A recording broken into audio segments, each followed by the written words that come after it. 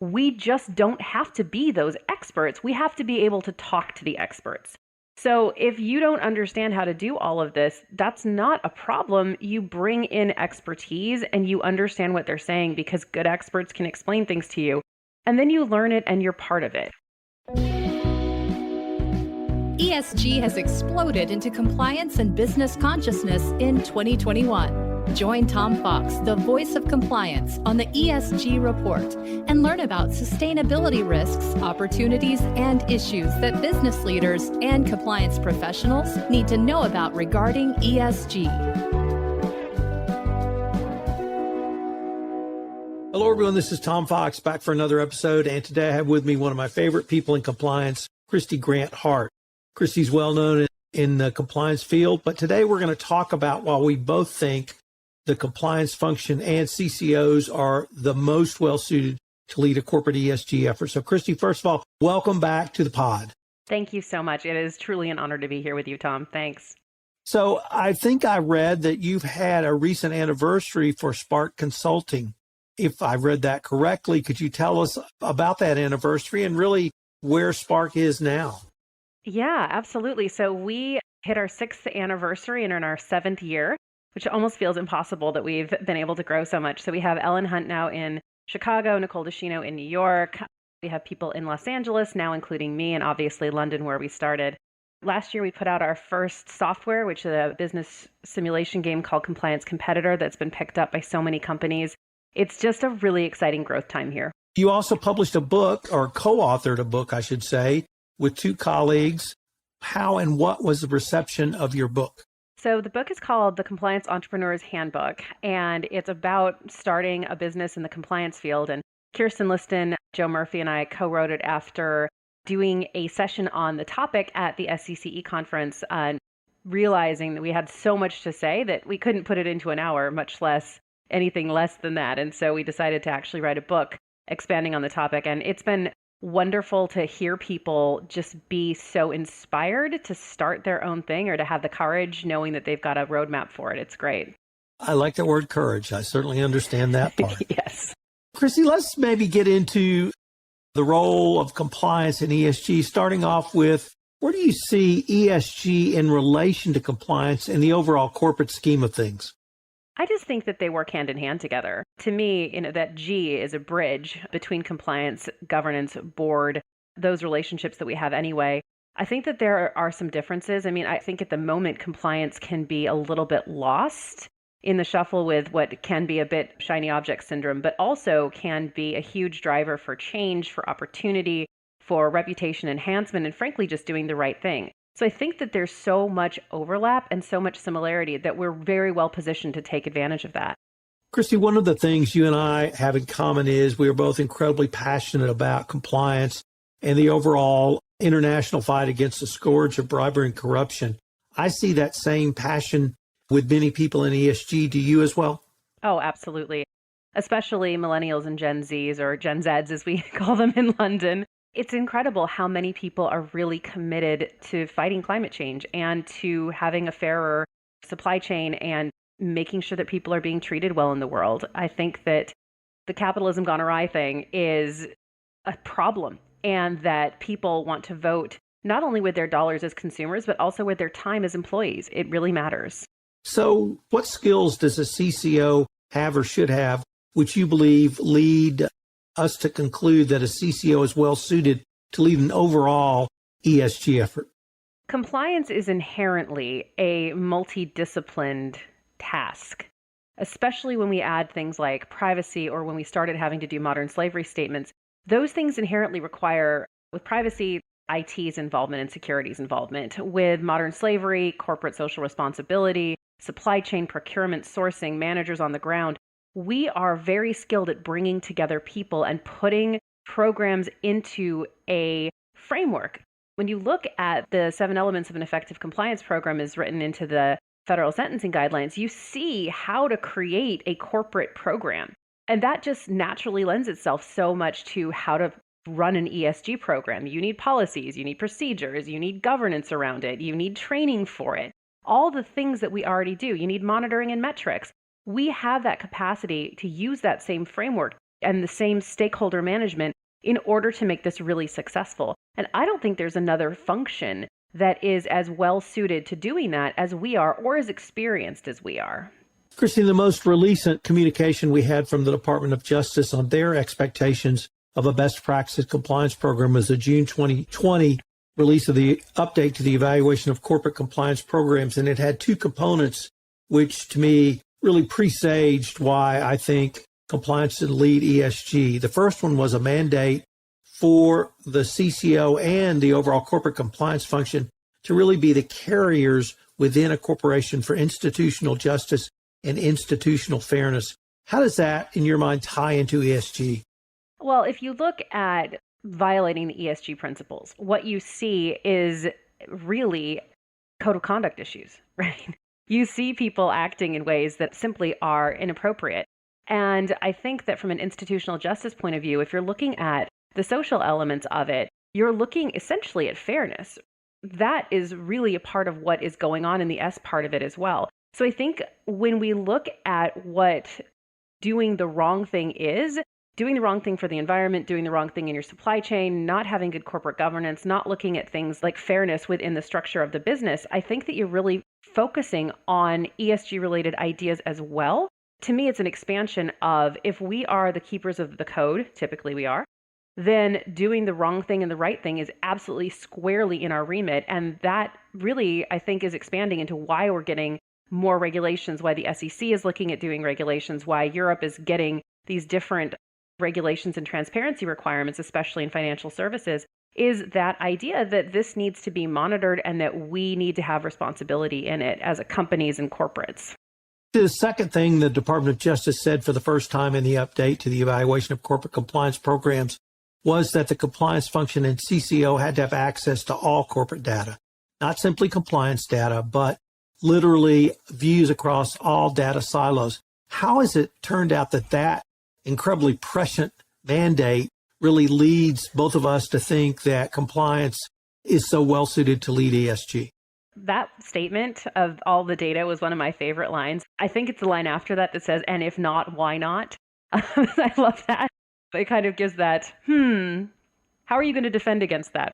I think having all data and all metrics is absolutely critical because ESG necessarily pulls from so many areas in the same way that compliance does. So I think that particularly with the E piece, that would always be the part where compliance goes, I'm not very comfortable with that, but they can get the data. We don't have to be experts in everything. We have to be able to pull those stakeholders together to make a coherent program that works. So I think the all data piece really allows us to say, okay, there is a regulatory expectation, prosecutorial expectation that we have access to that data anyway. Nobody else has that kind of mandate, especially from on high and from the government. So it really just continually reinforces where we belong. I'd like to now turn to some specific questions for each component of ESG, Kristy. And I'm going to start with what I think is the easiest or the most direct, and that's the G in ESG or corporate governance. What does compliance do now to support G, and how can that role be expanded within a greater ESG framework? Compliance has so much to do with governance. I mean, it depends on the organization. In a lot of organizations, compliance does function as corporate secretary already. Nearly every compliance officer I know at the highest level reports to the board anyway, or the audit and risk committee or the audit committee. There's already that relationship. And so it makes so much sense that as the function that we simply expand our remit of reporting and that we talk about the different stakeholders in different ways that we're managing in order to get that board management.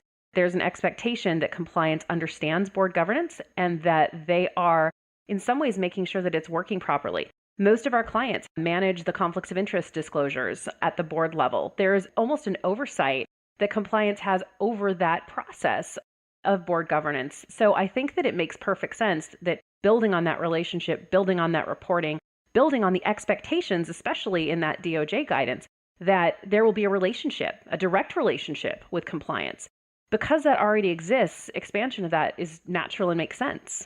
Kristy, one of the things that excites me about ESG is in the G prong, it's putting more focus back on governance, and that the better governed a corporation is, typically the more ethically it behaves, and certainly the more in compliance it does business.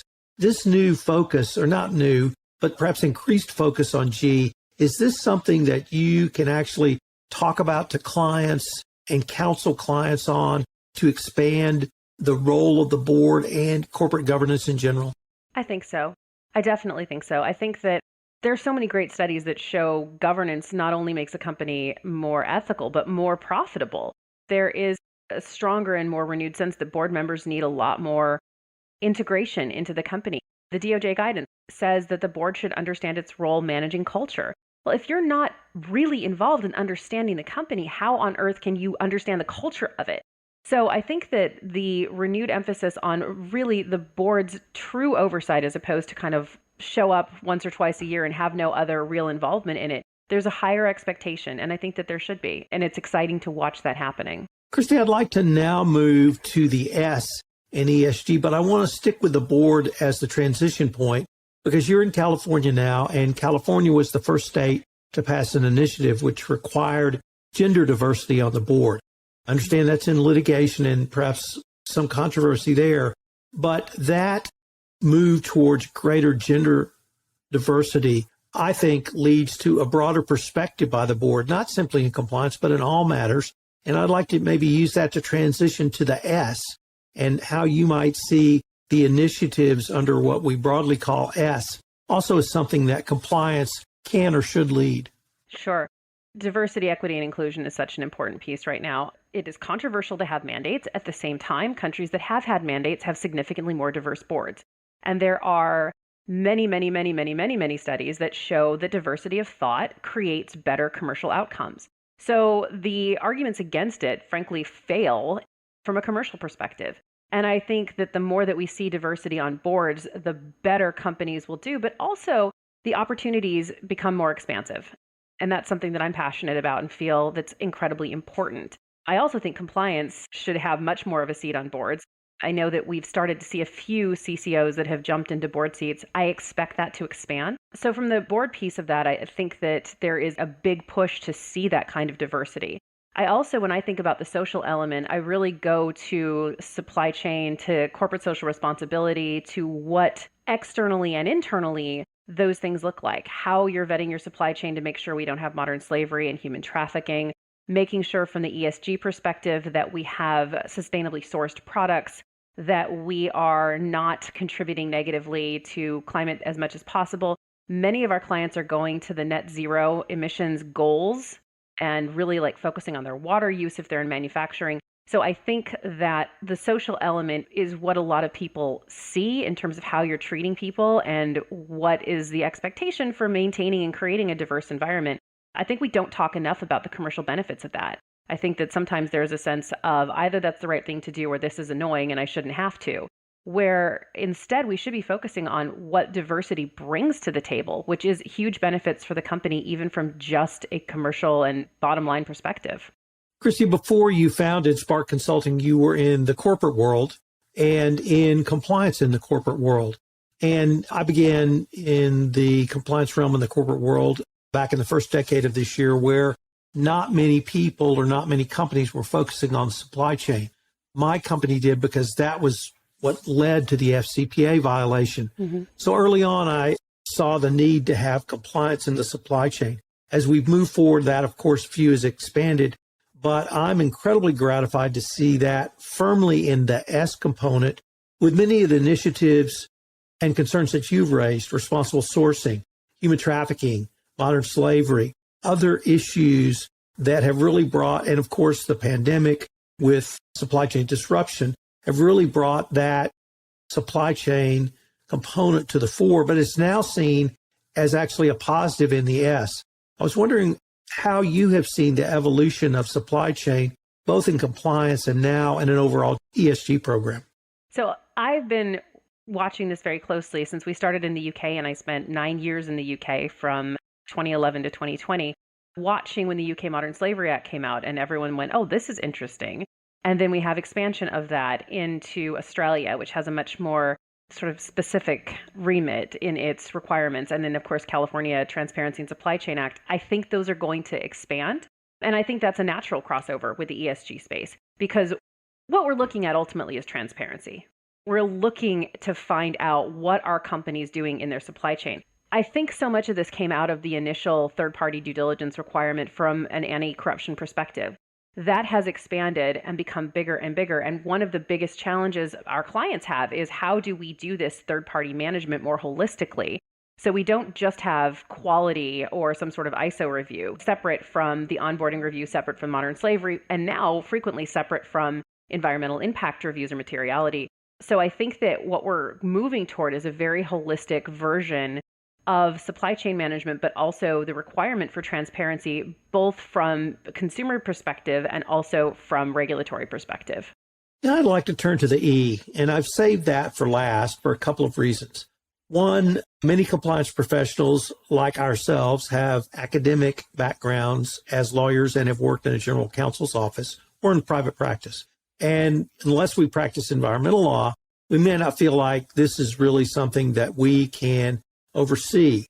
I hope to disabuse people of that notion, but I wanted to start with why you think the compliance function and a CCO can really lead even the E effort within ESG. I think that a lot of compliance officers come out of law, myself included, and there's the famous, I became a lawyer because I don't do math sensibility. And I think that science and environmental piece of that feel very much driven by math, very much driven by terms that are not readily understood by everyone. Even carbon neutrality that says, well, I need to know how much carbon I'm using right now and trying to get that to zero and what are those offsets. And there are so many pieces of it that feel unnatural to us. I think that number one, it's a new vocabulary and we can learn it. We had to learn new vocabularies when we had GDPR and all the privacy pieces, especially US folks trying to deal with that new language. It's just an extension of the ability to learn. And the other part is we just don't have to be those experts. We have to be able to talk to the experts. So if you don't understand how to do all of this, that's not a problem. You bring in expertise and you understand what they're saying because good experts can explain things to you. And then you learn it and you're part of it. I mean, what do you think about it? Well, I first start with one time when I was a corporate lawyer at Halliburton, I was assigned a project that I knew nothing about. And it was clear to me it was a punishment assignment. And I called my father. And my father had been a U.S. naval officer. And he said, well, once an officer, always an officer. And if you're an officer, you're required to know everything. You're a lawyer at Halliburton. If you don't know this, I suggest you go learn it, which was perfect advice. And you hit that right on the head. As lawyers, we have learned a wide variety of topics outside our original knowledge base, outside our remit, whether you're in private practice, whether you're in-house, whether you're with the government or in any other practice. So learning something new is not something that should be new, different, or unusual. But the other thing that you also hit on is that what we do in compliance, one component is after the framework is put in place, we monitor that framework. We improve that framework through continuous monitoring, and we report on that framework, which you touched on in the G, reporting up to the board or senior management, so that having that ongoing communications, that training, that reporting is well within the wheelhouse of what we do now, so that even if we do have to have an environmental lawyer or an environmental consultant help us, as of course anyone who's heard me talk knows it's all about the documentation, and it's all about the documentation. Greenwashing is perceived as a problem, and you have to be able to satisfy a regulator, a stakeholder, a shareholder, or others that your data is valid. And that's directly with what we do. In addition to, if you don't know it, I suggest you go learn it. It's already what we do in many, many, many different ways. And so I've really come around to trying to give as much comfort as I can to compliance professionals, but make them see you're already doing this. You're doing it in areas that you were not an expert in. You may be doing it through your hotline. You may be doing it through your kind of HR component. You may be doing it through DEI or a wide variety of other things you don't think you have subject matter expertise. So I really want compliance officers to understand you have a huge role to play in the E. Simply if you're not an environmental technical professional doesn't mean you can't contribute in and still lead that effort. That's really how I feel about it. So let me turn to one thing that you were one of the first people I heard articulate the following, and I also have articulated it, and it is that if compliance doesn't move into an ESG leadership role or be heavily involved in ESG, it may spell the beginning of the end for the compliance function. So I wondered if you still have those thoughts or still have that feeling. See if we could explore that a little bit. I think we're always going to be a function. Let me put it that way. I don't think it will be the end of the compliance world, especially because the Department of Justice is not interested in us not having compliance programs, and the mitigation piece is still going to be there. However, from a power perspective and from an influence perspective, the ability to continue to be relevant and important in broader ways is an opportunity. So if we don't embrace that opportunity and we don't put ourselves forward, I think that's one of the challenges is sometimes we sit back, we wait to be chosen as opposed to saying, hey, listen, I could do a great job at this. I already have the skill set. Let me just expand my remit, bring in some other stakeholders. I think we run the risk of allowing a sort of new profession to come in and take over ours. Because there, in my mind, is so much overlap. We had a client recently who we're advising on both pieces say, it feels like these are somewhat the same thing. I was like, yes, exactly. Like, how do I separate these ideas? I'm like, well, one of them includes environment, but really that can be part of the whole. So I think that if we begin to see it that way, that the opportunity exists, that our remit expands, this is not going anywhere. It's attracting more legislation, not less. That gives us the opportunity to really say, hey, we're in charge of this thing. And if we're not, it runs the risk of people saying, well, compliance is just one of the things that we're looking at. And that really devalues what we've worked so hard to get a seat at the table. Kristy, unfortunately, we are near the end of our time for this episode. But before we go, we have a special bonus question for you. As we've mentioned, you recently, if we didn't mention, you've recently relocated from London to Los Angeles, and you and your husband, Jonathan, have purchased a home.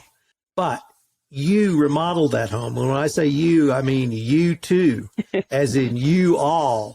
So I was wondering if you might end with just some of your reflections of your massive DIY project. You've shared some of that on social media, but I really wanted to ask you what your experience was and perhaps Jonathan's as well. Oh, man. Yeah, he loves construction, and I've gone along for the ride. We literally have replaced every floor except one in our entire 2-story home now, painted the whole darn thing, tiled stuff. You know what? I'm going to tie it back to ESG and something that you said, Tom. I have learned to do things that I had no idea I could. I've learned to lift things. I've learned all the process of laying floors and doing all kinds of, we screeded the floor yesterday to prepare for the tile. I mean, I didn't know what that word meant, right? And I said, Jonathan, how did you learn that? And he said, YouTube. Okay. But because he already had a skill set so strong in construction, he was able to just learn that. To me, it's exactly the same thing. If I can learn how to screed for a tiling floor, I can learn how to do all the ESG pieces. And frankly, anybody else can too. Well, Kristy, as always, it's been a ton of fun to visit with you. I wanted to thank you again for taking the time to visit with us. And if anyone wanted more information on yourself or any of the topics we've touched on in this podcast, where could they go? So my personal website is Compliance Kristy, and that's Kristy, where you can find my blogs, books, speaking, etc. And then the company is Spark Compliance, SPARK Compliance. Join us. There's all kinds of great stuff on both sites and lots of free materials and helpful checklists, things like that. Kristy, I wanted to thank you again, and I look forward to continuing this conversation. Thanks, Tom. Take care.